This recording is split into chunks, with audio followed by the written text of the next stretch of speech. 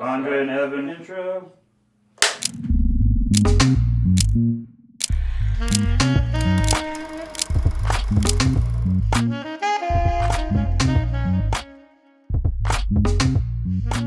What's going on? You're checking in Point Forward Podcast with myself, Evan Turner, Andre Iguodala, and the Honorable Isiah Thomas, NBA legend, entrepreneur, philanthropist, one of the gems in the NBA, and Black History Month Canada. Thank you for everything. Welcome, Isiah. Thank you. What's so funny is, obviously he's a legend. He's a Chicago Hooper, but we claim him easily, but sometimes we struggle. I feel like D-Wade gets struggled sometimes to get claimed from that Robbins area. You think sometimes or no? You know what I think happened to D-Wade, and this is what I think people don't realize about Illinois and Chicago basketball. It's like what you did in high school, that's all that matters. Yeah. Yes. Right? It's you you get known for your high school get down. Absolutely. And when you get to college, that's cool. Oh, you made it to the pros. Hey, I'm happy for you. Yeah.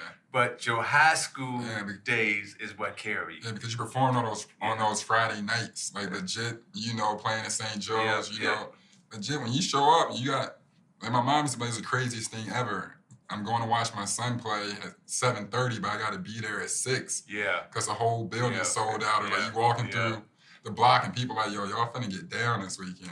You're at the barbershop and dudes like, I'm going to go see Pat Bad play at Marshall. Yeah. You know what I mean? Average 40, I'm going to go see, you know what I'm saying? So I'm going to provide a West tournament. That's going to be the craziest tournament. You know what I mean? So D-Wade go to Marquette and get off. Yeah. And then when you talk about, in Chicago, he's the most accomplished, athlete, in terms of basketball that's come out of Chicago. From a winning standpoint, nobody's got more gold medals, nobody's won more championships than D-Wade. Yeah, shout out D-Wade. Right? He's definitely made his mark. I want to ask a question then, next, because you're keeping it real. I remember when I was a kid, obviously I'm from the 07 class, so I was in the same class as Derrick Rose. Yeah. And I remember them coming up screaming like our class was going to be one of the best like in state history or whatever. And I remember them keep trying to compare Derrick Rose to you. Yeah. And R.I.P. the legendary coach Pingator, I remember him going crazy on Reporter. It was like, stop coming up here with this. He's not Isiah. He'll never be Isiah. He won't be Isiah. Isiah's the best to ever do it. Yeah. Like, to come out of here. I can't do that. Stop asking me these comparisons. So then, I thought that was funny. So I'm like, man, Isiah was like, he's the truth. I know that. But, I guarded D. Rose. I'm like, man, Isiah was that great. And he's like, yeah, he was the truth. So I remember going into, 2011, and D. Rose wins the MVP. Right. So I'm like, Payne, no disrespect. I just want to ask this one more time. After everything you just saw, is Derrick Rose the best player to come out of Chicago? He said, Evan, after everything I just saw, I can tell you 100% he's not. I always ask, with the D Rose, were you familiar with what he did in high school, the Absolutely. 2 state titles, obviously 22-year-old MVP and all that, what you think? Where was that comparison? All of us big fans of his. Yes. And then he got a chance to live all of our childhood dreams. Drafted Drafted by the Bulls. Chicago Bulls. Yeah. And all of us wanted to hear that. And now, from Chicago, And all he of us really did wanted to live that. And then him being the youngest MVP ever in our league, right? You have to respect that. Yes. Now, was he better than me? I don't really care. I'm being just straight up real. Yeah. I always look at it this way. I had my time. During my time, I did my thing. And then when your thing is over, it's time for somebody else to step on the stage. Yes, sir. And the guys who step on the stage, you just want them to step on the stage and be real with it and put it down. And D Rose was real and put it down. Now, who's the best? I don't know, but I do know this. He jumped higher than me. He jumped higher than me, and so my game was always mental, though. Yeah. Right? I never, as you say, I'm a small guy. So and being from St. Joe's with Ping and Coach Knight, our thing was like, we gonna outthink you, right? So my game was, I'm gonna take all your physical genetic gifts away. Yeah, you bigger, you taller, you run faster. Okay, that's good. But now can you play basketball? Yeah.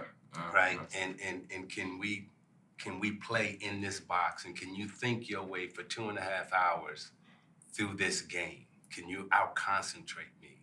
Yeah, that was a nice dunk. Yeah, you jumped real high, but okay, now that's over. Let's get back to playing basketball. Can you out-scheme me? Can you out-think me? Can you out-discipline me? Can you out-concentrate me? Do you not make mistakes? Because I'm not gonna make none, right? And every time you make one, you're gonna pay for it. And That's how I play. that's the difference between, like, we always talk about like the different eras of the game, and that has been taken out of the game today. Yeah. It's like you don't have to think anymore. We always talk about that. It's just like, we call our podcast Point Forward because we were naturally point guards because the savvy, think your way through the game. We're going to be like both ends of the court. We're going to find a mismatch. We're going to exploit it over and over. And then it's like, depending on where you play in this league, they may not play to your skill set. So we were always played as forwards. We were natural point guards. And then just like our best moments of our careers, we were playing a point. We were handling the ball most of the time. Yeah. You know what I'm saying? Like Spo saw it when I was down in Miami. He was like, you're a point guard. Run the one. I was running the one for like half the year. He was like, something's different when you play the point guard. So I'm saying all that to say the gamesmanship is a lot different. And I think that is what our era now doesn't understand about the players who played before. And it was like when we came in the league, it was like taught to us like, no, you're gonna have to learn the game. Yes. And we always talk, you don't want the financial side of the game to outweigh the essence of the game. Yeah. And we've gotten to the point where it's like, all right, let's play to the fans. They want more scoring. Yeah. They don't want, they don't want the Pistons to keep roughing everybody up. Let's get the scoring up. And now we're just shooting a bunch of threes because we had two guys who do it at a high level, high clip. And like Evan likes to say, somebody's son got hired and they gonna tell you who good and who ain't good. Yeah. And now we all out of whack. Yeah. You know what I mean?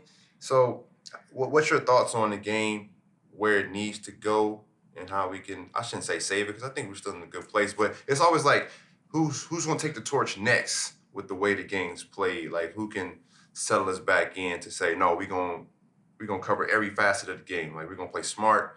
We're going to get the best look. LeBron has been the master of that. Like, you know what I'm saying? Like, they don't consider him a scorer, but he's still about to be the all-time leading scorer. That says a lot about him, As much as people try to pick apart his game, he did something that nobody ever could do, which was be told he had to be the greatest, and he's right there.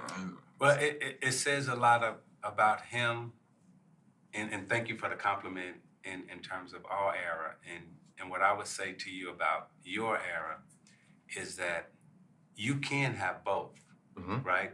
You can have, like when you look at the Pistons, if you go back and you look at our scoring, we was averaging 107, 108 points a night and playing defense. So you can do both. And we come from a generation where you had to do both, right? You had to play defense and you had to play offense.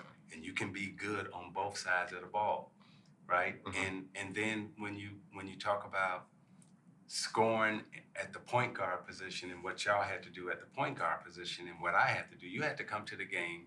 You had to know the other team's defensive scheme, their offensive scheme, and who you didn't want to play 40 minutes, who was in foul trouble, and how we was going to play chess and move people off the court. Certain shots they like to take, okay, we're going to take those away. So there was a lot of studying. It just wasn't film watching. There's a lot of studying that went into preparation before you played an opponent. And like you say, all that has been taken away. But at the same time, I would say to you and this next generation coming up, what y'all done on the offensive side of the ball, if you put that type of study back into the game, then the game really blows up to another level.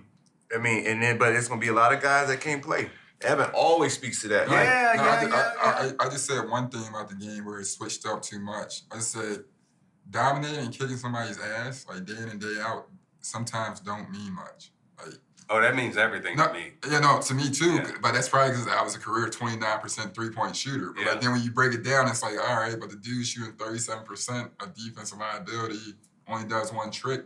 It seems like they're getting further in this game. Yeah. And they're being, I mean, I'm a big Duncan Robinson fan, but like, when you know what I mean? When you break it down sometimes, it's like, to have them on the court, it might be a full liability to wait for his 5 threes, which he's a lights out shooter and that's worth it. But you know what I mean? Like, it's space for that nowadays, I feel like. It's like, in our era, it's like you had a liability.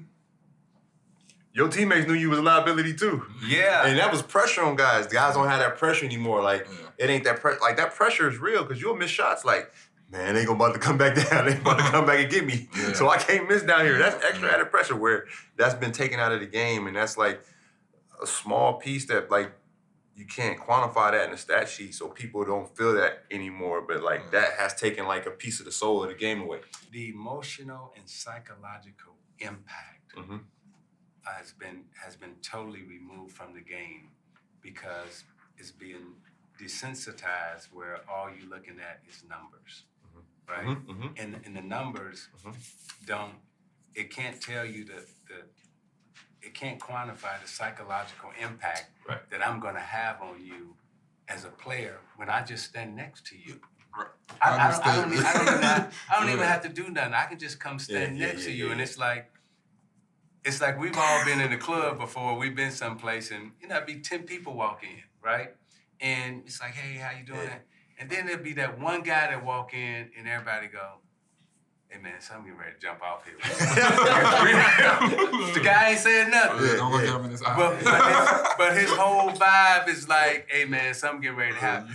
And, come on, dog. Yeah, we gotta go, man. And so there are some guys who walk out on the floor and they just stand next to you and it's like, oh man. And that's how Bird was with us. Like every time Larry Bird caught the basketball, it's like, oh shit. He didn't do nothing, but we was like, oh, he got it. He got the basketball. And the type of fear that puts into you. And then that type of fear makes you do something stupid defensively. Like you're not supposed to double team. Ain't nowhere in the scouting report where it said you got to double team. But Bird caught the basketball, he's standing there, it's like, help, I gotta go double team, right? And you break down. And as soon as you break down, he kick it right over to Danny Ainge. Danny Ainge drop a 3 and you lose the game. Listen. And your coach say, why'd you go double team? I was like, well, he had the basketball. But so that's real. The stat sheet don't measure that. Nope. Yeah. And that's what we've been like talking about in terms of like we're trying to get to the true essence of not just basketball but life, and that means something. So we're saying like when I say Kyrie's one of the greatest of all time, when he got the ball, everybody do this. Yes. He got the ball, y'all. Yeah. Something is about to happen. Yes. And it's like when in like your eras and you know like the history of basketball, like those guys had an aura to them. Yeah. Off the court too. Like when somebody walk into a room, it's like that's him. Yes. Everybody like stop. Yes. And I don't know, because I think Joel Embiid has that stature. Sure. Yeah. And it's like, but it's like it's been desensitized with social media, instant gratification. It's too much access. And I'm like, that access is kind of killing off the aura of our superstars. Because it's like, people think they can just touch them. It's like, nah, man, like. No, Joel Embiid, like it's a creative player. Yeah. When we play video games, like legit, the big afro, the 7'3" dude with the handle and all that. It's like, you sit there and like, bro, this is big fella Euro stepping. Yeah. And one leg, you know what I mean? One leg pausing and stuff. So it's like, yeah, for sure. So with the Players Association and the Rules Committee, this is where the next generation is really going to have to be, hard on the gaming industry. Mm-hmm. Because the gaming industry, from an entertainment value with videos, right? In order to make the video game work, it's like the 3, the layup, and maybe a free throw. Right. That's what you're going to get, right? Yeah. Right? And it used to be that, no, we're going to force the video programmers to really get the game right. Yep. Yeah. And the video programmers, since they have a loud voice and influence, what they've done really has influenced y'all game to the point where y'all game mirrors the video game. Yeah. 100%. The 3-point shot, Yeah. the layup, and now anybody feel like they can play against you. Mhm. Hey man, I can shoot the three just as good as you. Mhm. Hey, I can make a layup, and you say no, it's a little bit more to all game, and they looking at the video like no, it ain't. As a matter of fact, you got some guys coming into the NBA right now, telling you that they learned how to play basketball game from watching a video game. And To me, that's crazy. No, nobody. It's like, oh, that's cool. And somebody writes that, I was like, bro, that's man, wow, bro. So that's how easy it is to get here. Like that's what you telling me. That's how easy it is to get here. You watch a video game and it's just like, I just shot me a 3. They've dumbed down your educational value. Uh-huh. So the truest form of education is participation in observation. And they call that total immersion, right? And what y'all been able to do from a participation standpoint since 3, 4, 5 years old, right? That participation is education, Yes. right? And from an observer standpoint, that observer is saying to you, your participation is not really education. The purest form of education that y'all fight, they're saying, is that observation is better than participation. Yeah. And you're saying, no. Participation, remember, experience is the Trump- best teacher? Yeah, experience trumps learning. Well, Well, not in that sense, but yeah, they they saying to y'all, no, experience is not the best teacher. Yeah. Observation is the best teacher. So if I can observe you, I can tell you, and I can, because you're emotional about what you're doing, right? You got passion and feelings about what you're doing. So we need to eliminate all of that and just be cold-hearted about you shoot 37%. Yes. So when you look at it that way, now that gives the observer the power to make change and influence. I remember you. I think you and I did that leadership program that the NBPA Yes. offered. You spoke. I still say this all the time. You were like, don't ever let them tell you your experience means nothing. Mm-hmm. I remember you telling I don't know if you remember telling if it was a speech or whatever, but where you saying know your background, know your mentors, comprehend what you do every day. You play a sport where you think it's 0.6 of a second in front of millions of people. Yes. Like nobody, the type of pressure you take day in and day out, that's training you to do whatever you need to do. Yeah. So don't ever let them tell you your experience means nothing. You remember giving us that speech? So the average person thinks in terms of time. Mhm. They count 1, 2, 3, 4, 5. The way we think of time is totally different. Right. We count 0.1, Yeah. 0.2, 0.3, 0.4, 0.5, 0.6, 0.7, 0.8, 0.9, 1. Yep. So we know in 0.6 seconds, that's a whole lot of stuff that can happen, right? In 0.6 seconds. Especially when you also running an offense too, like what you gotta. Yeah. And the people who are watching, they have no idea your concept of time. Think about this. Sometimes when you crossing the street and that light turn yellow and you see people take off running, you still walk. Yeah. Right? Yes. You don't take off and start running because okay, I got about 4 more seconds and I can get across the street. Most people don't think that way. And if they try to think that way, their decision-making process is totally messed up. It locks up. Yeah, so you have to think fast. Like what they call instincts with us, it's not instinct. No, I just think faster than you do. Right? Or is it think slower? Because stuff just slow down. Some guys think slower. It's like slow motion, like, all right, let me wait till he move out the way. You going yet? You going? And we moving like this. All right, there it is. Yeah. And it's time and distance too. Like people don't even understand that. Like Like you ever rode in a car with somebody, like whatever, like you comprehend, like whoa, slow down, G. Like, Yeah. Like, whoa, here it comes. Like you can't feel where you need to start hitting the brake, boy. Like that car ahead in front of the car, like it's about to be a car crash soon. Like we gotta jump out. Like, you know what I mean? I started looking like, oh boy, what you wake up? So that level of understanding Mm-hmm. has been taken out of the game. And now, again, the observer thinks like, all the stuff that you talking about, are they saying that don't mean nothing? And you like, when you say the game slow down, the game don't really slow down. You actually catch up to time. Because when you catch up to time, that means you're in tune. Mm-hmm. So from the sound of my voice to get to your ear, there's a certain amount of time and what happens during this period of time when we're playing emotionally, psychologically, and everything else, we catch up. And when we catch up, they say, oh, you in the zone. Right. You in the zone, man. You in the zone. Everything is flowing. And we say everything is slowed down. And it slows down because them fools running real fast. Yeah.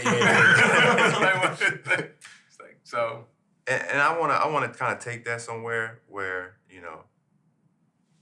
here's where it's another part of our point forward where we just take it straight to people. And he and I played in Philly for a while, and you know how I can be in Philly. Yeah. Where we just got to face it head on, and that's a lot of growth in that. Like not being afraid to speak up, not being afraid to go against the grain.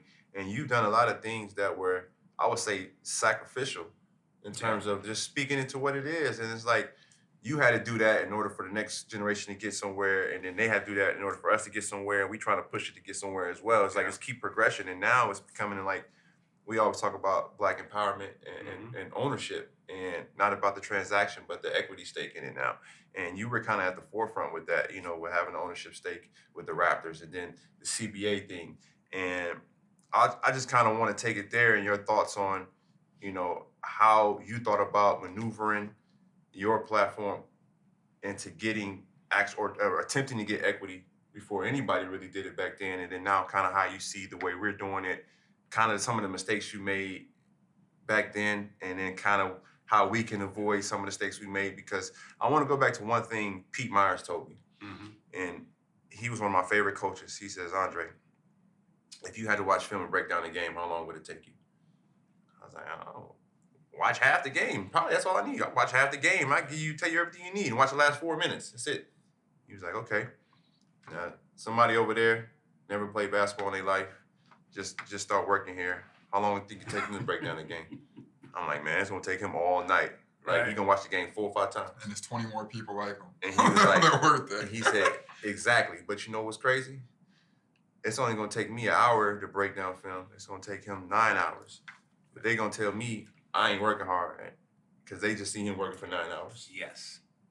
And I think that has been the narrative they put on us to make us believe, oh, this is why we haven't given you the ownership stake. This is why you don't see as many execs, presidents, Black coaches, because we've been outworked. And it's not because, like you said before, they say the observer has more knowledge than the person with the experience. And I think that all plays a role in, the equity thing.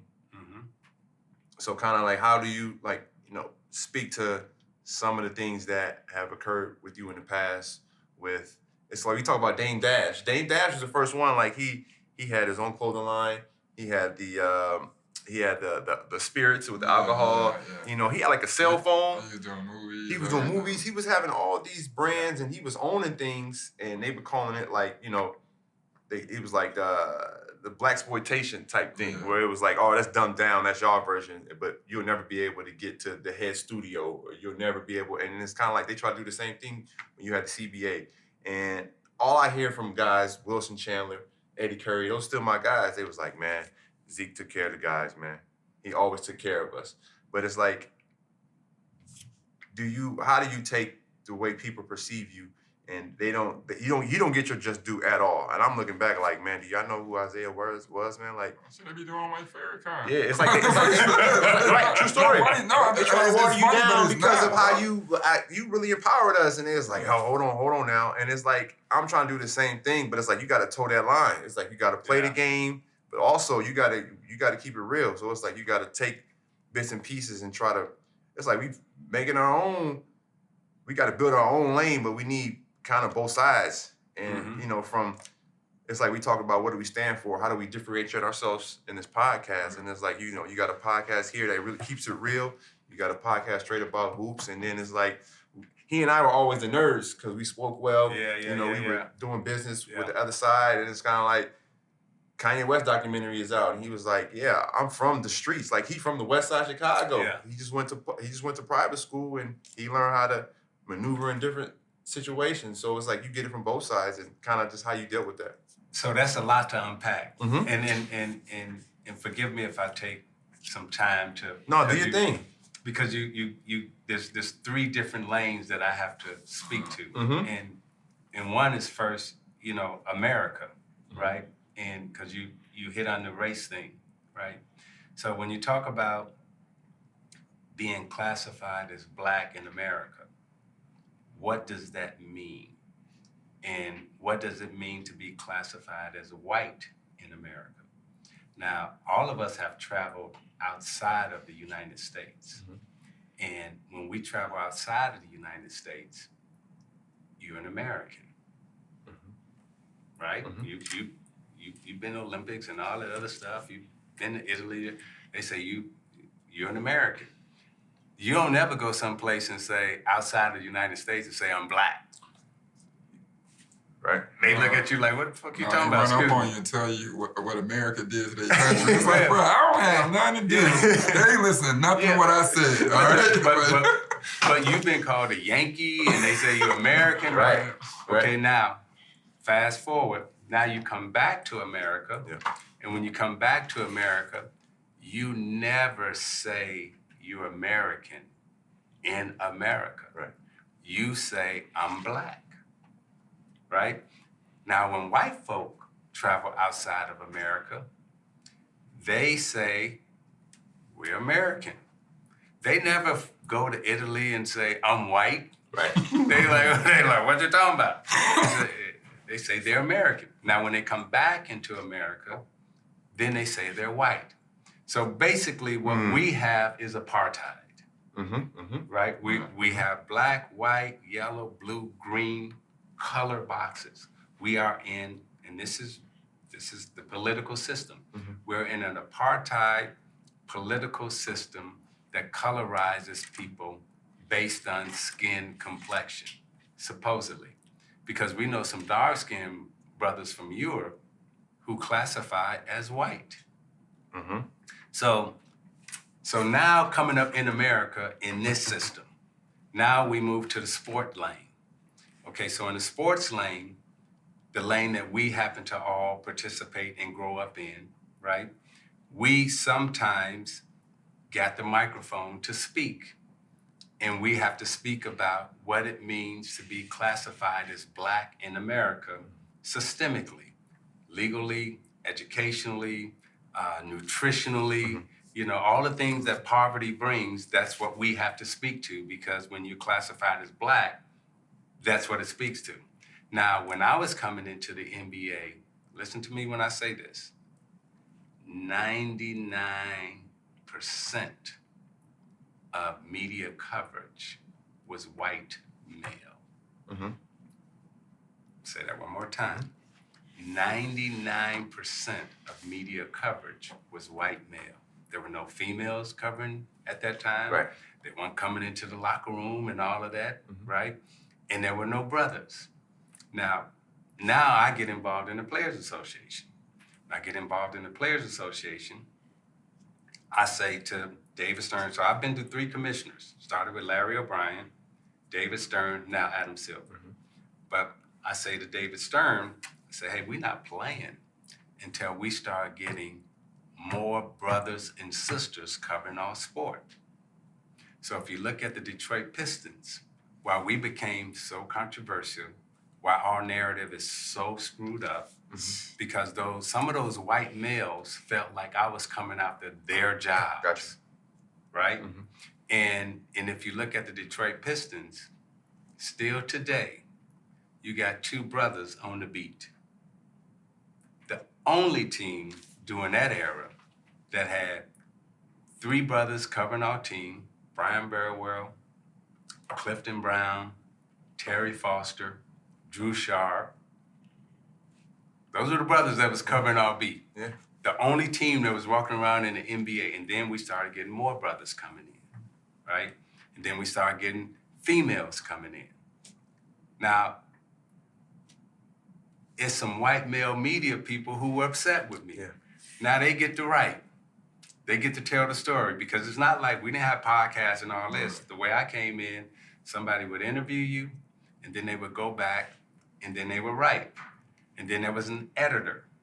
And the editor was 100, listen to me when I say this, the editors were 100% white male editors. So whatever you said to the white male reporter, then he takes it back to a white male editor, and they decide what you said. Right.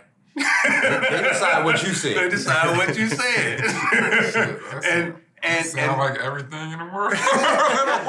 Shit. So now in the sports lane, why we always fought in the sports lane and why we always had the mic from Muhammad Ali to Jackie Robinson to, whatever, Joe Louis, whatever sport, because that was the only time the classified black got a chance to speak. Right.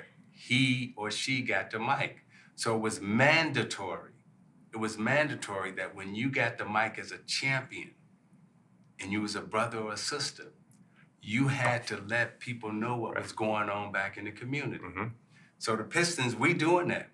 You go back and you look at the Pistons and what we were standing for and what we were doing and what our narrative was. When Nelson Mandela visited the United States, the first city he came to and put on a Pistons hat and a Pistons jacket was the Detroit Pistons. Wow.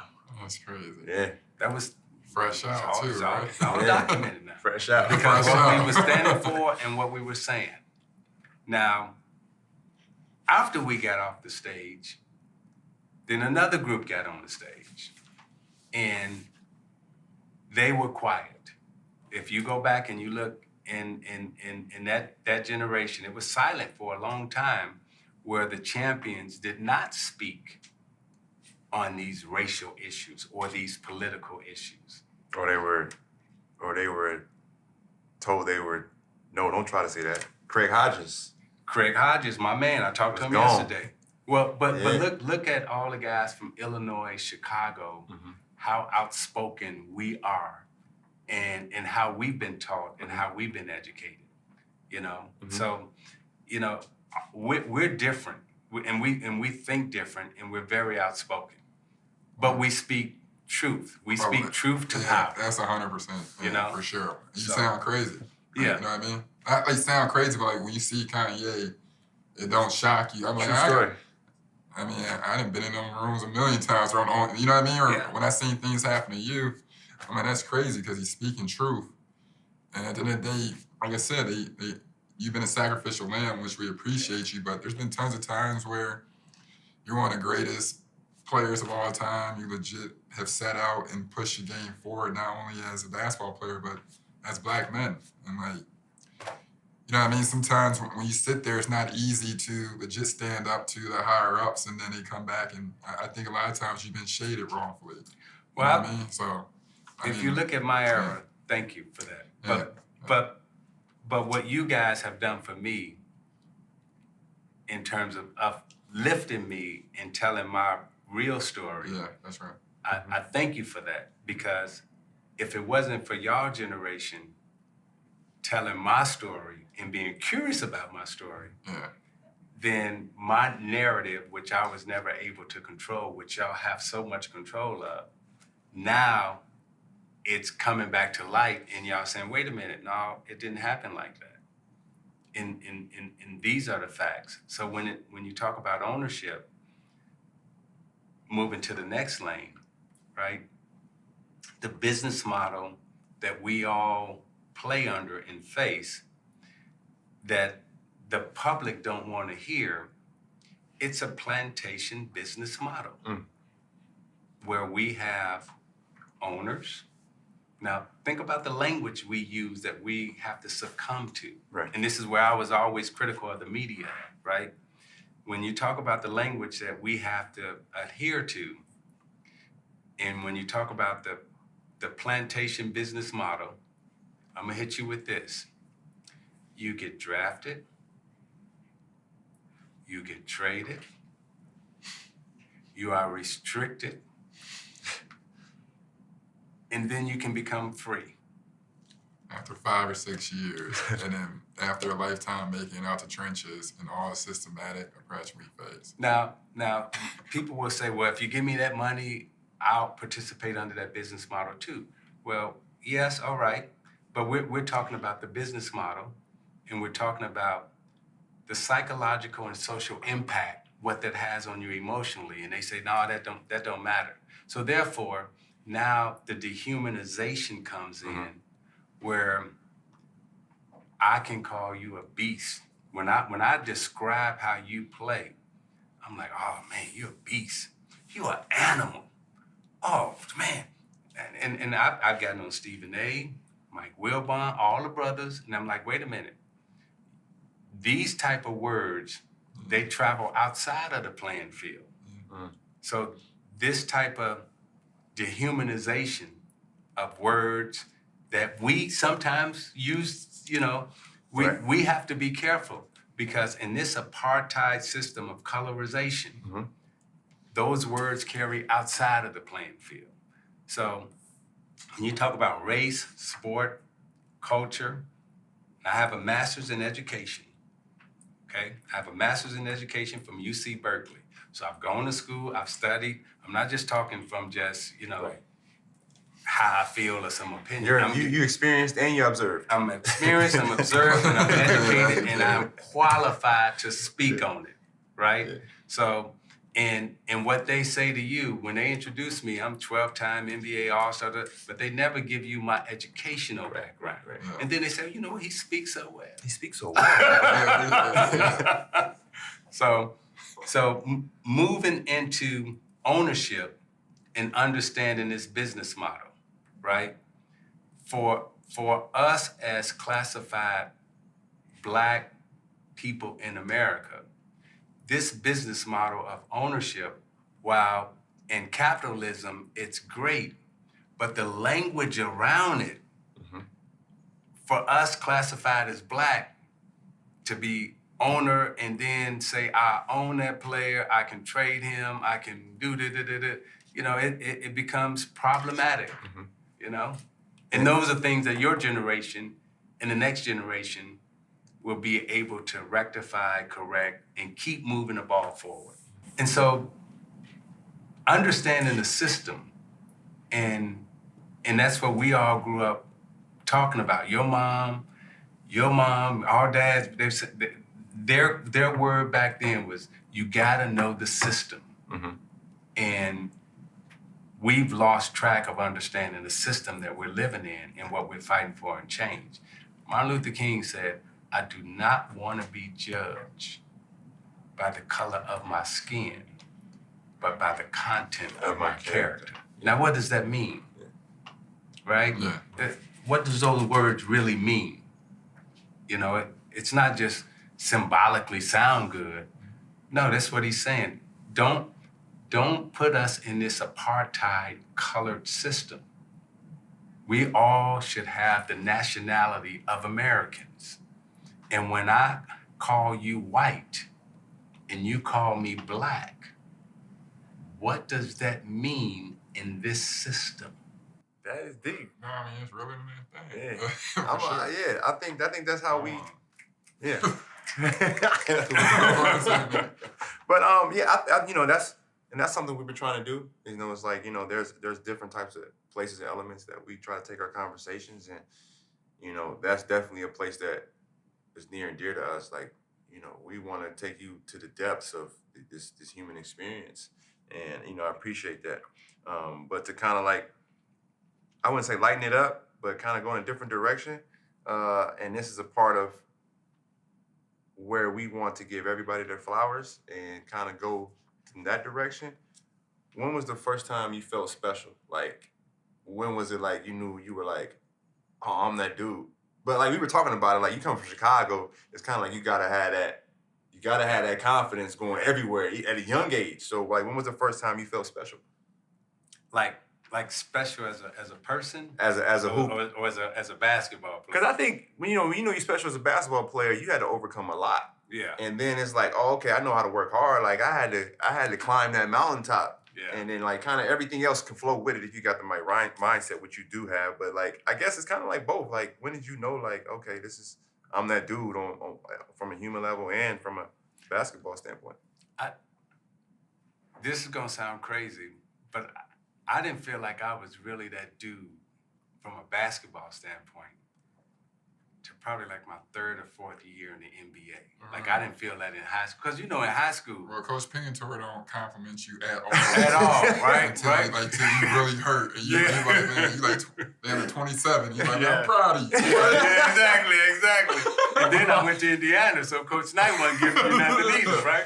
Yeah. So, but also in Illinois, right? It's on any given day, Yeah.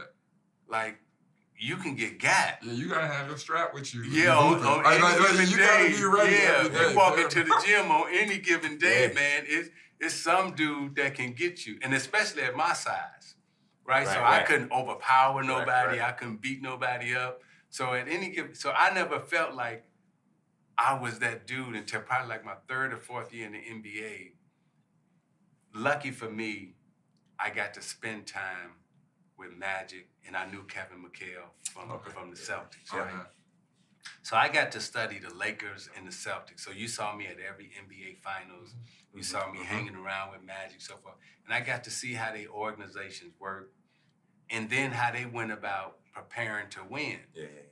And once I learned that, my fourth, fifth year, I was like, okay, I know what we got to do, and I know how we can win, right? But you had to study. Right. So I felt like I spent like 4 years going to school Yeah. Yeah. with the Celtics and the Lakers, and Magic was so, he didn't have to be, now that I think back, but he was so gracious in terms of opening up. Because you got to remember, Magic, when I came into the league, this dude had just won the MVP in the NBA As a Finals. rookie, So 42, 15, and 7. he's like the dude, right? Yeah. And it's like, okay, he opening up the treasure chest, Yep. letting me peek in. I get to walk around and watch, and so that helped me tremendously. But when I found out, like, okay, I can't beat them physically, because when I came in, I was still thinking like, okay, I got to be fast and all this other stuff. But when I went back, I never forget talking to Mr. Pingator. Yeah. After one of the games, he said, "Do you remember when we lost to De La Salle and you scored 40 points?" You start off that season 1-3, right? Yes. You were averaging like 40 a game. Yes. Yeah, you told me that story. Yeah. And he said, "You got to make everybody better." Mm. And that's when I got on the path of like, okay, I can't beat Magic being 6'9". I'm never gonna be 6'9". I'm never gonna jump as high as Jordan, and I'm never gonna shoot like Larry Bird. Okay, I ain't got a sky hook like Kareem. How can I beat those four guys? Not one time, but consistently. Right. So now you start thinking, right? How can I make this an intellectual game instead of a physical game? And that's when I became the dude. I think what made it even more impressive, because you had the right team, you had champions with you, but to sit there and you're watching that game as well, I think one thing that people might ask as well is when you look at the Lakers and you look at the Celtics, how fruitful they were with, depth. Mm-hmm. That you were going in, you know what I mean? Not you had killers, you had blue collar dudes, but when you look at their resume starting off, it wasn't necessarily sexy. So you're going up against two legendary franchises with a storybook moment trying to crash a party basically and win two of them. Like where was your mindset at? Because to do that versus the Lakers or Celtics, you didn't have a brick. Yeah. And that's not like a No. disrespect towards anybody, but it's like that team was unreal in how you guys broke in and legit, implemented your way in history and then kept down the great Michael Jordan. Like, So we took pride in everything that you just said, yes, of being deficient and not having enough. yes, So then it became, okay, if we do this and don't let them do that, can we win? And then it became about believability, right? It's like the coach, all our coaches at one point in time convinced us, like, look, you really good, man. You don't know it, but you really good. You know? Come out to you, tell you, like, I like you versus MJ for real. Yeah, like, yeah. So think about this. But We had Lambeer believing that he could play with Kareem. No, that's different though. Now it's funny thinking about it. want to post. He good. He don't need no help. Yeah. You breathing that into that man, like that's real. Like that don't happen. Like Mark Jackson that's did missing. that. Mark Jackson did that for the Splash. Bro. Listen, Mark Jackson, I've seen him with my own eyes. I'm like, yo, he really breathed this into existence. Like y'all taking that for granted. Like no, like that's real. Like we had some coaches, and we joke about it. Like yo, if Steph had a certain coach, man, that man might have been Johnny Flynn. No disrespect to Johnny Flynn, but it was like, yo, man, you gotta. There's some luck coming into play too. Like, Yeah, Steph probably would have been. We would have been in part of the same second unit. Right. You don't shoot and have a dribble. Right. He could have been. He just could have been. He could have been like Seth. Yeah, but And it's just like he had somebody like that is a real thing, and like I'm saying that to your credit. Like y'all understood that it was like grown men. It was psychology to it. It wasn't like just go out there and just move. It was like, all right, man, how do I put this in everybody's mindset? Yeah. We came in wanting you to think about fighting and wanting you to think about being physical. Yeah. Now that you're thinking that way, we gonna play basketball. Right. And every time you get a little hit, you ready to fight. Yeah. And we like, shit, so are y'all. but think about it, right? How many fights have you seen Dennis Rodman have? He really wasn't fighting. You really want to fight. He really wasn't fighting. Probably laughing when you on that beer was really throwing him. And when Beer kept fighting when he was losing. Shout out to him. But we had the reputation of fighting and throwing, but we was hitting back. Yeah, true. Like Lambeer finally stood up and hit Robert Parrish back. Robert Parrish beat Lambeer down. Oh yeah. It's on film. Yeah, it's on film. All our fights are on film. Yeah. But the narrative and the way they describe our fights is so what you seeing is not what they telling you. Right. Yeah. No. Right? Yeah, they telling you, oh, look at the Pistons fighting. They not telling you, no, that dude hit him and he's hitting him back. Right? You always got the second person. Yeah, so we got them thinking about fighting. No, but we playing basketball. This is two things, man. Like I always see, we have it in the group chat. One is when you was choking the coach. Yeah. And then the other one was, I saw that video. Let me tell you about that moment. Okay, that one and this other moment, I recently just saw. I'm like, what did Rick Mahorn do to him? Yeah. You went after Rick. And I'm like, what y'all guys? He was. He was. Not at that time, no. Right. But like, like now it's like, but it's cool though, cause y'all can like go after the game. Y'all can have a, we'll have a beer about it. Yeah, like, we all got a group chat. Like the Pistons, we still have a group chat, Bad Boy group chat, right? So we in Chicago, and Chicago had just traded Oakley because he wasn't physical enough. They traded Oakley for Cartwright. Jordan needed more protection, so they brought Cartwright in, and Cartwright had this. They say he swung his arms out and he was, and so I'm small. So he hit me one time upside the head. And it's like, hey man, I didn't mean to, I'm close. Okay. Well, he hit me again. I was like, that don't seem like that's clumsy, right? So he and I get into it. And if you notice, all the big guys was hitting me. They never hit Lambeer. Now Lambeer and them, they was doing all of the banging back there. But all the big guys, then they would turn around and want to fight me. I'm going to say that again. Lambeer, Mahorn, Rodman, they was doing all the hitting. Right. But every time they hit somebody, one of them big guys would turn around and say, I'm going to hit Isiah. And I grew up in Chicago on the west side, and I've always had to fight bigger guys like y'all. Right. So it wasn't no thing to me. Right? So it's like, okay. So now we fighting, but they never wanted to fight the guy that they was playing against. Mhm. You ain't never seen me in no scrap with no small guy. Yeah. Think about it. All them big guys, they decided they wanted to hit me. Mhm. So now you say the choking incident with the coach, Coach Malone. Now, Brendan Malone, you know, one of my closest mentors, everything else, friends with the family, hired him like 2-3 times. He said, whatever you want to do, take it out on me, because I don't want you to get thrown out of this game. And I said, I just like to choke.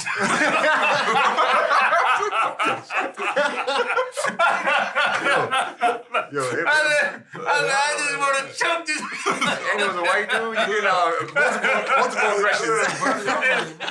and he was like, yeah, just get it out, get it out, get it out. Okay, and that's that story, right? Man, now you got an HR case nowadays. Self-expression. That's wild. That's crazy. What about the USA thing? Dream Team? Dream Team. Man, that hurt me. That It hurt me too. now that you went. I'm like, yo, come on, fam. It could have been perfection. Well, here's what hurt me about it. Two things. The first thing that hurt me was that, of course, I wasn't selected to be on the team. And, you know, I ain't never been cut before. Yeah. And, you know, growing up, when you try out, you know, they put your name up there and you go see if your name up there. My name was always up there, right? True. I ain't never, like, not been selected to be on the team. So that was my first time going through, damn, I ain't make the team. You look at your wife like, nah, we ain't going this year, baby. And then we talk about the criteria, right, of the team. So now I'm going back and now I'm reading the rules. Because, you know, y'all nerds, right? So I study too. Y'all study. It's like, okay, well, the rules said, okay, we taking the players who have done the most for the game, who have won the most championships and have contracts. So I'm like, okay, well, it's only 2 players on this team that has won more championships than me at this time. That was Magic and Larry Bird, who I had just beat, right? And Jordan had just won. So I'm like, okay, well, I'm gonna be on the team, but now no Pistons are on the team. Right. I'm not on the team. Dumar's not on the team. Rodman, Defensive Player of the Year 2 times, rebounding champ. He ain't on the team. Damn, they did No. like that. No Pistons are on the team. Not just Isiah, right? No Pistons are on the team. So now we move forward. You know, I take my medicine. I don't say nothing. You ain't never heard me comment about anything. And by the way, most people didn't know this at this time. John Stockton and I are really good friends. John Stockton played with Jeff Hornacek. Went to St. Joe's. Yeah. So Stockton and I took Stockton into the Hall of Fame, right? So talked to him the other day on the phone. So he gets selected. You ain't never heard me say no beef about John Stockton being selected, da-da-da. Not that I should have been over him, but here's my problem. My problem is now after I have to watch The Last Dance, and for all these years, I never knew how Jordan really felt. It's like he been hiding behind the tree throwing rocks, right? But letting somebody else take the blame, Yeah. right? And so now it comes out where he's like, okay, well, if y'all want to blame it on me, I hate Isiah. I never knew he felt this way. Yeah, that's right, crazy. So now I'm looking at him like, wait, okay, time out.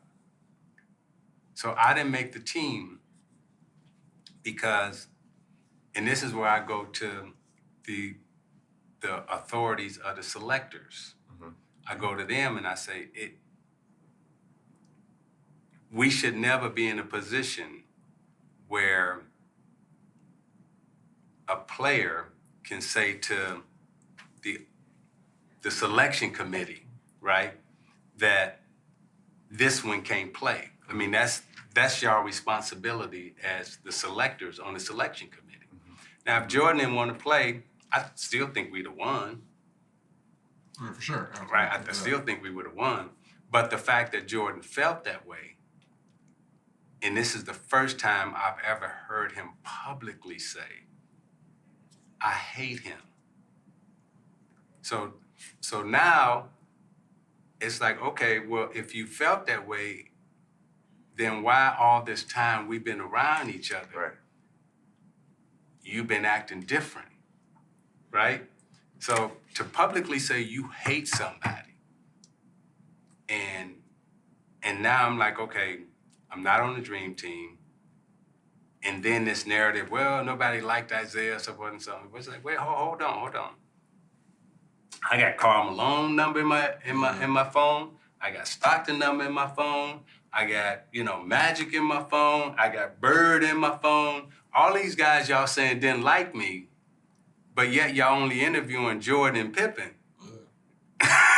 And Horace Grant. Yeah, you sitting there and you can make it hot for him. You knew it was hate, you could have made it hot for him in Chicago. Yeah, and then this narrative that, and I'm keeping it straight 100. I'm giving y'all real good stuff here. So I hope this helps on your podcast. So you about to take us to the top. Yeah. I'm giving y'all real good stuff. So now it's like, okay, this narrative that Jordan, came to Chicago and took Chicago. Now the Chicago I'm from the west side of Chicago. I didn't go to Michigan Avenue. I used to shine shoes, right? I used to shine shoes in Oak Park, Forest Park, and the blue line, green line down. that's why I used to shine. I tried to shine shoes one time on Rush Street, and they kicked me off Rush Street. So I couldn't go to Michigan Avenue and Rush Street. So when they talk about Chicago, them folks who talking about Chicago down there, okay, yeah, you had that. But when I came home, hear me when I say this, when I came home 88, 89, 90, I was celebrated in my community. Mm-hmm.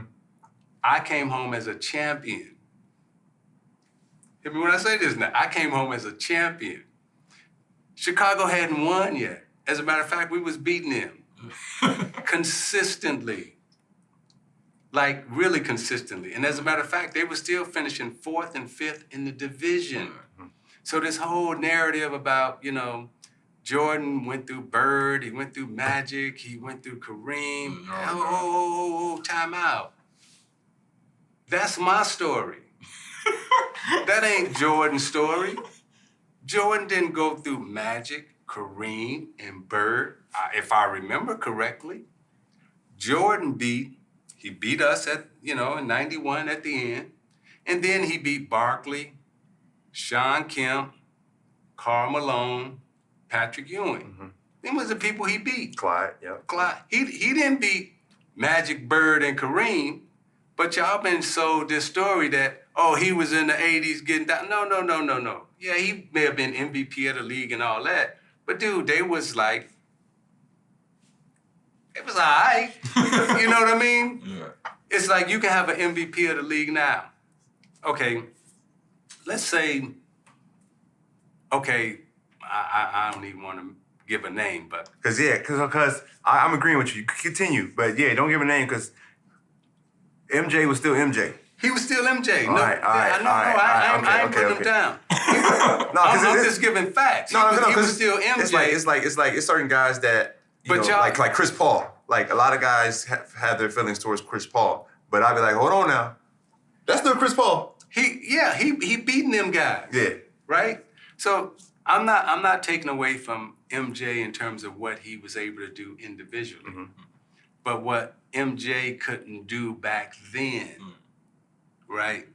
And this is why they made the coaching change from Doug Collins to Phil Jackson. MJ didn't want to pass the rock. Yeah, Kobe didn't like passing either. Yeah. He didn't want to make his teammates better. Yeah. So when MJ started making his teammates better in the 90s, that's when they started dominating. But in the 80s, and I'm only a year older than him now. People act like I'm 5 years older than Jordan. Wow. I'm only a year older now. And he jumped higher. He jumped higher and but when it came down to my team against his team, and everybody liked to say, well, you had better players. No, wait a minute, hold on. Let's Let's look at talent for talent.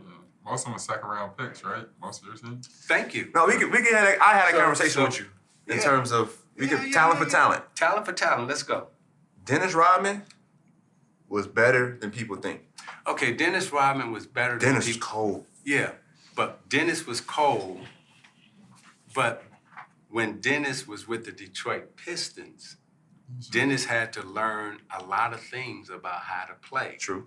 Now, Michael Jordan and the Chicago Bulls, they get Dennis Rodman, John Sally, and James Edwards on their championship team. And they came from Come on, man. Yeah, Let's keep it yeah, straight yeah. 100, man. It's like, come on. What it's like y'all when talking Kobe about? Wayne got meta when he got Ron. Yeah. But it's like, oh, the Detroit Pistons were bad, but then y'all go take half our team and now they good with y'all. What the hell? That's Right? real. No, that's real. I'm just keeping it straight 100 here on y'all show. No, I appreciate it. Bill was nice too though. Okay, Bill could shoot. Bill could shoot. Okay, now.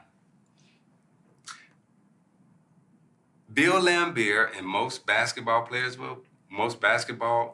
aficionados will tell you, during that time, Bill Laimbeer and Bill Cartwright, most people during that post-up era would have took Bill Cartwright as a center. Mm-hmm. They would have taken, who else Jordan played with at center? I think he had Gilmore at one time. He had Dave Corzine, Yeah, Will Purdue, Will Purdue, Bill Winnington. Bill Winnington. Phil Winnington. Luke Longley was nice. Luke Longley. Luke Longley was good. But I'm just saying, so it's like, there was, so talent for talent, right? It ain't like he played with some scrubs. But the way y'all talk about it, you act like Tony Kukoc couldn't play. Ron Harper. You act like Big Scottie guard. Pippen couldn't play. You act like Ron Harper couldn't Jason play. Taffy was You act insane. like you act like it was just Jordan all by himself and he did it, right? And that's what y'all been sold. BJ was an all-star at one point. He was. And I'm Horace Grant just was an saying, all-star too. yeah, I'm just saying, he has some players, he has some help. It just wasn't, him by himself. Mm-hmm. But at the same time, his era where he dominated in, he didn't dominate in the era that I was in. Now, the era that he was in, I was an owner in the NBA. Mm-hmm. I was an owner in the NBA. So when I was still coming back to Chicago, I was being celebrated as an owner in the NBA. I owned the Toronto Raptors when the Chicago Bulls were winning championships. I'll play for the team I own. Ain't that what Jay said? Yeah. So No, you did that first. Like I'm just telling you. I'm just giving it to you straight 100. So how did that play out with the ownership role with the Raptors and then the CBA situation? So I'm of my generation, I was the first classified black owner of an international team. And the start of the first team outside of the United States. That should be Black History Month. Yes, for sure. Okay. Now, in doing that, how did that play out? I leave from a locker room where we're very diverse. But now I'm going into boardrooms that's not diverse at all. Right. And they're not ready for that yet. Well, They ready. They're ready for it, but at the same time, it's like help. But then there's some people in the room who don't want that diversity, right? They don't, and especially coming from a player's perspective, right? Coming from our perspective, from a player, and this, I give Stern some credit, but the guy I really give the credit to is Russ Granick. Mm-hmm. Russ Granick, was the one who was like, okay. He was a deputy commissioner? He was a deputy commissioner at that time. He was the one who was like, okay, this can happen in Toronto and Canada. So we get the Raptors up started, right? Raptors have won the championship, still one of the most successful NBA launches ever. True. Right? And the only international franchise that still sits outside of the United States is the Toronto Raptors, where I was the co-founder of. Okay? Now we move to the CBA. I'm the only person that's ever owned an entire league. Not just a team. I own the entire league. Now, in owning the entire league, I bought all 9 teams. Now, all of you are very tech savvy. So when I bought all 9 teams, I was the CBA, we were the first team to broadcast a game live via the internet. Oh, wow. If you go back, It's like Soulja Boy. you got NBA.com right now. Yes. You had CBAHoops.com first. Not only did you have CBAHoops.com, where we broadcast again. CBA China that we come on. I'm just keeping it straight 100. Yeah. Okay, that's So now, and this is all documented. I'm giving you straight facts. Remember in the NC2A, they wouldn't let you play against college guys, right? Yeah. So I got that rule changed, and now my CBA players can come back and play against those college kids. And so now we're gonna do a 12-game tournament where we play in Indiana, we play in Purdue, so forth and so on. Now, those games are going to be broadcast, and we're gonna put them on our website. Now, how was I able to do that? And I said to you, you're a tech guy, so you understand this when I say this clearly. I controlled all the content. And I was able to take advantage of economies of scale. Yep. So now I control the content, I got my website, and I'm not a franchise model. I am a single entity model. And with a single entity model, that means in all these 9 places, in the expansion and everything else, I can move and do whatever I want, right? And that's what the NBA has to do through collective bargaining. Yep. I didn't have to collective bargain, right? All teams, right? And now you start expanding and you start growing. So people like basketball all over the world. Right. So when you talk about China's CBA, had done a deal with China's CBA, moving into China, moving into basketball, amateur basketball, linking it all up. That was the game plan. Now, the only time in the history of the NBA ownership group committee, go back and look it up, they called a special meeting. And in that special meeting, they voted that it was a conflict of interest for Isiah Thomas to own the CBA. It was a conflict of interest for Isiah Thomas to own a minor league team. Kobe could own a minor league team. George Karl could own a minor league team. Right. Anybody else could own a minor league team. But for Isiah Thomas, it was a conflict of interest. They all voted. And then I took a job with the Indiana Pacers. And a week after, the NBA started their own G League. Yep. With all the CBA.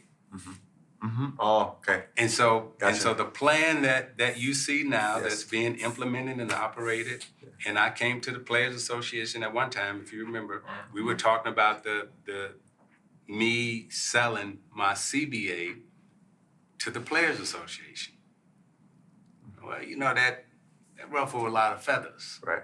You know, but business-wise, I'm just trying to do business. Right, correct. You know, and so that's my track, and those are all, excuse me when I say this, Black history business moments. Right. But the narrative around the CBA is, oh, you drove the CBA into bankruptcy. No. I had competition from the NBA. Right. And they had more money than me. So I'm fighting, billionaires. Big money, little money. Big money, little money, right? I understand it. Big money said, we want that. Little money was saying, no, I'm gonna try to keep this and growing. Big money said, nah. Nah, I like her. You had I like that. She not coming. Exactly. And so now you had a G League. Well, now I guess, you know what, like, and I appreciate what you just share with us. But now our question is, we're going into different lanes and things that we're trying to do. You know, what's your best piece of advice for us in terms of like, we know we can ruffle feathers, but at the same time, it's like, how do we get enough attention but not get too much attention? Because that feels like that's what we feel like as African Americans now trying to get into ownership is like, all right, let's ruffle some feathers, but not too much, because we want the deal to get done. We don't want to kill the deal, but we also got to let them know we can't be taken advantage of. And as an African American coming up now, you got to toe that line. Back then, yes. Your generation, no. Okay, I respect that. And here's why your generation is no. Because now, economically, you have economic power, right? And what economic power is if you choose to work together collectively, you don't need, excuse me when I say this, you don't need some of these guys who are coming to the table. What you need is your brother, your teammate, and y'all collectively start. Who was the brother that was on y'all team? Group economics. Group economics, yes. Group economics. Nobody knew what he was talking about. And that was 5 or 6 years ago. And he was getting so mad. He was in the room. He was in the room screaming it. And I remember I was sitting back there. I was like, hey, y'all need to listen to him. Yeah. Group economics. So and they were trying to shoo him off. Like, David, we're trying. And it's like, no, we need to know this. This is where we have to collectively come together, pool our resources. Now, in America, they have race and race. When we think of race, we think of a competition. Yeah. Now, then there's another race where they talking about, the made up stuff, right? Because there's no such thing really. Race is a social construct for apartheid. Right? Yeah. So that's the race they always got us thinking about. So we don't operate with group economics thinking. Whereas when you look at all the other classified races, color of people, Hispanics, Italians, Irish, Jewish, who else? They collectively pool their resources. They work together and they spend their money in their neighborhoods and their communities and they do business together. Right? And now they all coming to all of y'all. Why all these people showing up at your door now? Because you got money. And they coming to get your money. They ain't coming because they like you. They come in saying, invest your money. Take your money out your pocket and invest in my idea. And you're saying, hey, you know what? That's a good idea you got. And he's saying, or she's saying, you can make a lot of money with me on my idea. Right. Give me your money.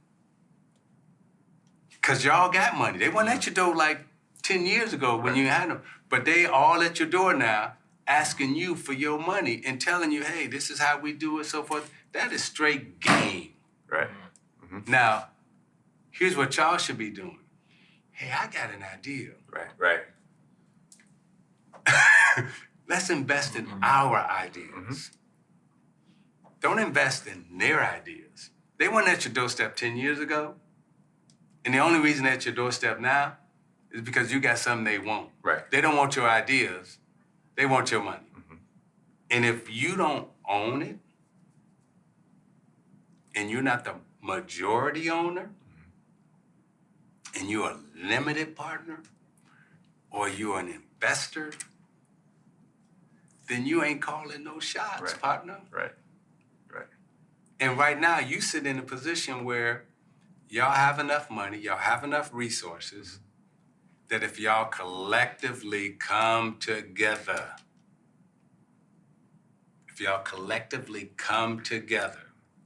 and you put your ideas and thoughts and money behind anything, as a matter of fact, if y'all collectively come together, y'all don't have to put up no money. Right. Leverage it. You leverage it. Save your money, put your money in your pocket. Try this one time. Okay. Ask them people to put their money into your idea, and you the majority party. That's the game that we as, now I'm gonna go back to the race lane. That's the game that we as classified Black people in this apartheid system of America, we have to start thinking, acting, pooling our resources together and working with one another economically. And if the idea messes up, all right, let's try it again. Another one. Yeah, we got too many ideas. Yeah, it's like this is a time where we can make serious change in this country for the next generation. There's a, and I'll wrap it up with this. Well, now you see why they don't like me. No, and that's where I've gotten in trouble a few times, with the media. But the wealthiest African American man, and they keep messing with him, so I don't like saying his name because they keep trying to get him. And every time he does something for our community, like pay off our entire, HBCU classes, student debt. But he always says to me, "It's 1,500 African American athletes, or athletes of color, professionally in the world. 1,500." 4.5 billion annually we bring in. Annually. And when you pull that together, or you leverage that, you ain't got, like you said, you don't have to use your money. When you leverage that, that's real movement. Yeah, for sure. So I'm gonna say this to you. Y'all are part owner in this champagne company called Sherlon Champagne. Hear what I'm just saying? Mm-hmm. Moet just bought a champagne brand for $300 million. Y'all own one. Mm-hmm. Y'all are partners with me in it. I ain't asked y'all for no money. Mm-hmm. Y'all are partners with me in it, right? Right. What do you think our champagne company is valued at today? Because Moet just bought one for $300 Right. million. And considering who we are, So I want my percentage now.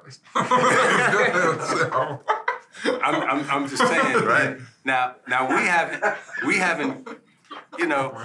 all 450, right? All 450 haven't put muscle behind it. right. If you put a little muscle behind it and let it be known, game's over. Yeah, That's real. that's real. Game's over. I be liking your pictures when you post it, though. No, really. Yeah, I'm gonna go buy me a box too. No, but I'm just saying. No, Yeah. here's what I'm saying. That's yours. You own that, brother. Yeah, that's real. Yeah, I appreciate you. Yeah, this is. I appreciate you. I'm gonna go buy me a bottle. Yeah, y'all own Sherlon Champagne. It was at y'all dinner the other night. Yeah, I Not saw it. because I'm nice and I had y'all like some. me.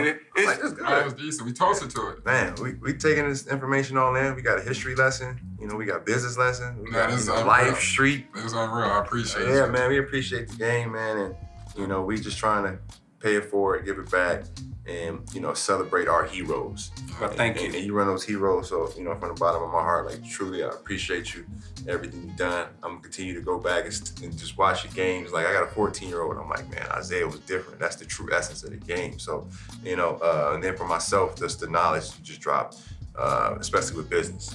And just want to thank you for sacrificing for us, showing us the way, paving the way. We truly appreciate you.